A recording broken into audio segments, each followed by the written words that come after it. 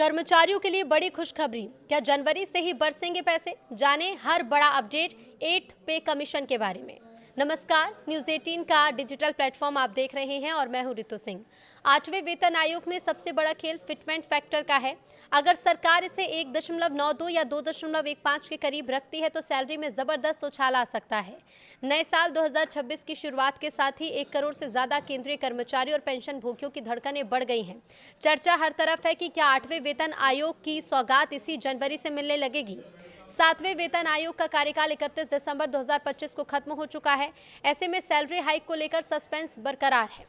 तो अगर आप उम्मीद कर रहे हैं कि जनवरी के पहले हफ्ते में आपके बैंक खाते में मोटी रकम क्रेडिट होगी तो थोड़ा सा ठहर जाइए।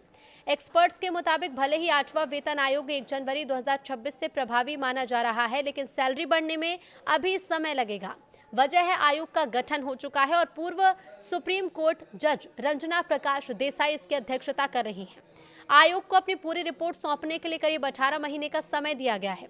उम्मीद जताई जा रही है कि नई सैलरी स्लैब की आधिकारिक घोषणा 2026 के आखिर या 2027 की शुरुआत तक हो सकती है। लेकिन एरियर का क्या गणित है? तो देरी का मतलब नुकसान नहीं है, बल्कि नियम ये कहते हैं कि अगर घोषणा में देरी होती है तो कर्मचारियों को 1 जनवरी 2026 से ही एरियर मिलेगा।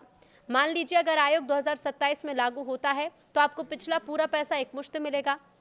हालांकि याद रहे कि एरियर पूरी तरह से टैक्स के दायरे में आएगा।